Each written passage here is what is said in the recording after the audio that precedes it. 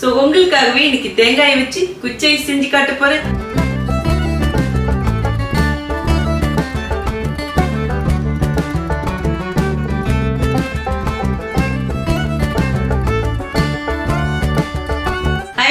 Welcome to cook with Sangeetha. இன்னைக்கு நம்ம செய்ய போறது ரொம்ப சிம்பிளான ரெசிபின்னு சொல்லலாம், பட் பயங்கர டேஸ்டா இருக்கும். என்னடாப்பா சங்கீதா ஒரே டேஸ்டா கொடுக்குது அப்படின்னு தான் நினைக்கிறீங்க. ஆமாங்க, உங்கள சிலர் கேட்டிருந்தீங்க, அக்கா இந்த சீசனுக்கு ஏத்த மாதிரி குச்சை செஞ்சு காமிங்கன்னு சொல்லிட்டு. சோ உங்களுக்காகவே இன்னைக்கு தேங்காயை வச்சு குச்சை செஞ்சு காட்ட போறேன். அதாவது இது செய்யறதுக்கு கம்மியான பொருட்கள் இருந்தாவே போதும். சோ ரொம்ப ரொம்ப ஈஸி, ஆனா பயங்கர டேஸ்டா இருக்கும். சோ இன்னைக்கு ரொம்ப எளிமையான முறையில சங்கீதா ஸ்டைல்ல செஞ்சு காட்ட போறேன். நம்ம சேனலை யாரெல்லாம் என்ன சப்ஸ்கிரைப் பண்ணலையோ சப்ஸ்கிரைப் பண்ணுங்க. ப்ளீஸ் கீழே இருக்கிற பெல் பட்டன்ல மறக்காம ஆள் கொடுங்க. அப்பதான் நான் போற வீடியோ உங்களுக்கு உடனே வரும். வாங்க இப்ப எப்படி செய்யறதுன்னு பார்க்கலாம். இப்போ குச்சை செய்யறதுக்கு அரை மூடி நான் தேங்காய் எடுத்திருக்கேங்க. இந்த தேங்காயை உடைச்சிட்டு அந்த தண்ணியும் நான் எடுத்து வச்சிருக்கேன். தண்ணி எடுத்ததுக்கு அப்புறம் அதை நல்லா ஃபில்டர் பண்ணி எடுத்து வச்சிருக்கேங்க. இந்த தேங்காய் தண்ணியை அப்படியே ஒரு பக்கம் வச்சிடுங்க. இந்த தேங்காயை உடைச்சதுக்கு அப்புறம் 2 மணி நேரம் நான் ஃப்ரீசர்ல வச்சிருந்தேங்க. இந்த மாதிரி வச்சு எடுக்கும் போதும் நமக்கு இங்க தேங்காய் கடியில ப்ரௌனா இருக்கும் பார்த்தீங்களா, ஸோ அது ஈஸியா வந்துடும். இப்போ இந்த தேங்காயை அப்படியே கீனி எடுத்துடுறேங்க. நீங்க ஃப்ரீசர்ல வச்சு எடுக்கும் போதும் இந்த தோலும் அப்படியே கழுண்டு வந்துடும். கத்தியாலே இப்படி லேசா சொரனாலே நல்லா வந்துடும். இப்போ இது எல்லாத்தையும் கீனிட்டு மேலே ப்ரௌனா இருக்கிறதையும் எடுத்துட்டு உங்ககிட்ட காட்டுறேன். பாருங்க, நல்லா கிளீன் பண்ணி எடுத்துட்டு வந்துட்டேன். கொஞ்சம் கூட அந்த கருப்பு இருக்கக்கூடாது, அப்பதான் ஐஸ்கிரீம் டேஸ்டும் நல்லா இருக்கும், கலர் பார்க்கவும் நல்லா ஒயிட்டா இருக்கும். இப்ப தேங்காயை அரைச்சிக்கணுங்க. அதுக்கு ஒரு மிக்சி ஜார் எடுத்துக்கிட்டேன். நம்ம கிளீன் பண்ணி வச்ச தேங்காய் இதிலே போட்டுக்கலாம். இதுல பச்சை தண்ணிலாம் ஊற்றி அரைக்க வேணாம். நம்ம தேங்காய் தண்ணி எடுத்து வச்சிருக்கோம் பார்த்தீங்களா, அதே தண்ணியை ஊற்றி அரைச்சி எடுத்துட்டு வந்துடுறேன். பாருங்க, தேங்காயை அப்படியே நல்லா நைஸா அரைச்சி எடுத்துட்டு வந்துட்டேன். வெண்ணெய் மாதிரி இருக்கணும். இங்க பாருங்களேன் எவ்வளோ நைஸா அரைச்சிருக்கேன்னு. இந்த மாதிரி அரைச்சிக்கோங்க. இப்போ அரைச்ச தேங்காய் அப்படியே ஒரு பக்கம் வச்சிடலாங்க. இப்போ எல்லாத்தையும் மிக்ஸ் பண்றதுக்கு ஒரு பவுல் எடுத்துக்கலாங்க. இந்த ரெசிபி செய்யறதுக்கு அடுப்பே தேவை கிடையாது. 150 கிராம் சர்க்கரை எடுத்திருக்கேங்க. அதுவும் இந்த பவுல்லே போட்டுக்கலாம். சாதாரணமா நம்ம வீட்டுல டீ குடிக்கிற கிளாஸ் இருக்கும் இல்லைங்களா, அதுலதான் அளவு எடுத்திருக்கேன். இனிப்பு உங்களுக்கு எப்படி தேவையோ அதுக்கு தகுந்த மாதிரி கூடி குறைச்சி போட்டுக்கலாங்க. அடுத்தது சர்க்கரை எடுத்த அதே கிளாஸ்லயே ஒரு கிளாஸ் பால் எடுத்திருக்கேங்க. இது நல்லா சூடா இருக்கிற பால். இப்போ இந்த சர்க்கரையிலே ஊத்திடலாம். இந்த பாலோடைய சூட்லயே சர்க்கரை கரைஞ்சிடும். 2 நிமிஷம் அப்படியே வச்சிருங்க. அதுக்கப்புறம் எடுத்து பார்க்கலாம். அடுத்தது 3 பாக்கெட் பால் பவுடர் எடுத்திருக்கேங்க. அதாவது இது 10 ரூபா பாக்கெட். ஸோ 3 பாக்கெட் வேணாலும் யூஸ் பண்ணலாம், 2 பாக்கெட் வேணாலும் யூஸ் பண்ணலாம். டோட்டலா கிராம் கணக்குல பாத்தீங்கன்னா இது 50 to 60 கிராம் வரும். எந்த அளவுக்கு பால் பவுடர் போடுறோமோ அந்த அளவுக்கு டேஸ்ட் நல்லா இருக்கும். பால் பவுடர் வேணாலும் போட்டுக்கலாம், அப்படி இல்லைன்னா ஸ்வீட் மில்க் மெய்டு வேணாலும் போட்டுக்கலாம். நான் எடுத்திருக்கிறது நெஸ்லே பிராண்ட் எடுத்திருக்கேன்.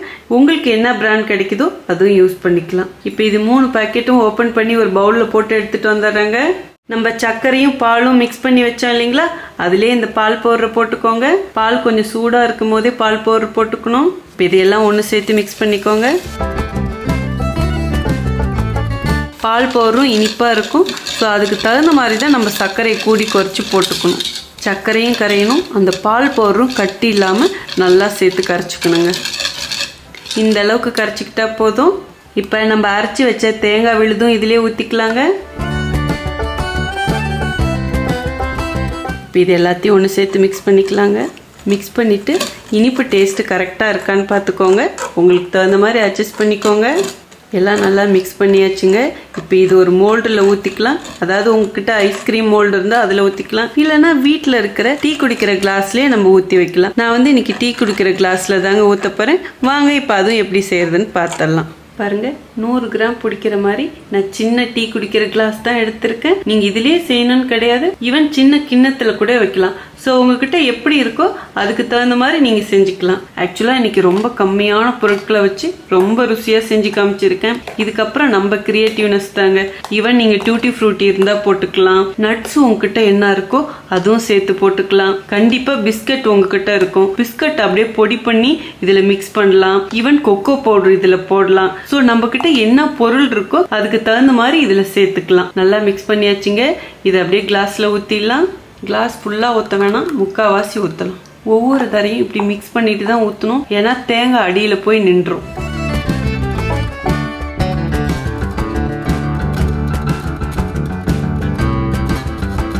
அவ்வளோதாங்க, 5 கிளாஸ் எடுத்தேன், 5 கிளாஸ்க்கும் கரெக்டாக போயிடுச்சு. ஸோ இந்த அளவுக்கு ஊற்றிக்கிட்டா போதும். இப்போ இது அப்படியே நம்ம ஃப்ரீசரில் வைக்கக்கூடாது. இது மேலே நம்ம ஏதாவது போட்டு கவர் பண்ணணும். ஒன்றும் அலுமினியம் கவர் இருந்தால் போடலாம். நீங்கள் சாதாரணமாக பிளாஸ்டிக் கவர் வச்சுருப்பீங்கள்ல, அதுலேயும் போட்டு கவர் பண்ணலாம். நெக்ஸ்ட் இதை எப்படி கவர் பண்ணணுங்கிறதும் உங்களுக்கு சொல்லித்தரேன். பாருங்கள், இந்த மாதிரி நான் ஒரு அலுமினியம் கவர் எடுத்துக்கிட்டேன். அப்படியே ஓரத்தில் சும்மா அழுத்தி கொடுத்தா போதும். இப்போ எல்லாமே இதே மாதிரி பண்ணிடலாங்க.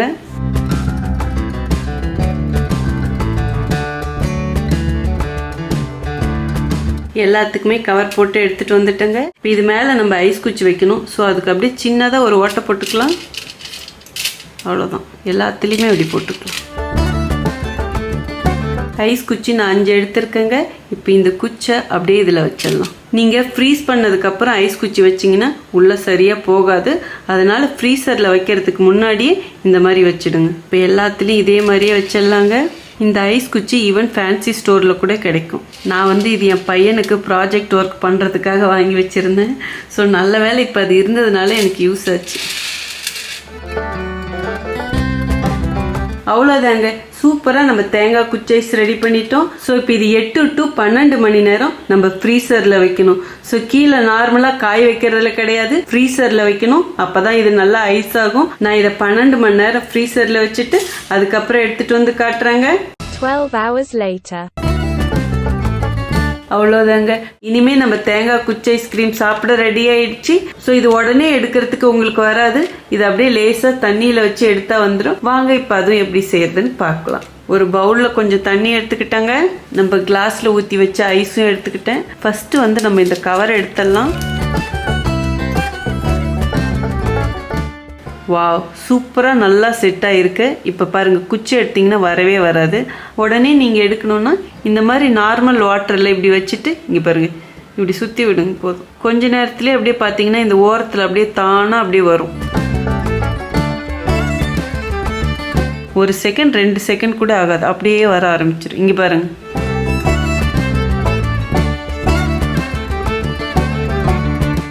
பாருங்க, சூப்பராக இருக்குது பாருங்க. வாவ், செம்மையாக இருக்கு. அப்படியே எனக்கு சாப்பிடும் போல இருக்கு. அப்படியே மெல்ட் ஆகுதுங்க. அவ்வளோதாங்க, கம்மியான பொருட்களை வச்சு இன்னைக்கு ரொம்ப ருசியான குச்சி ஐஸ் செஞ்சுருக்கோம், அதுவும் தேங்காயை வச்சு. ஸோ வாங்க இப்போ எப்படி இருக்குன்னு டேஸ்ட் பார்த்தலாம்.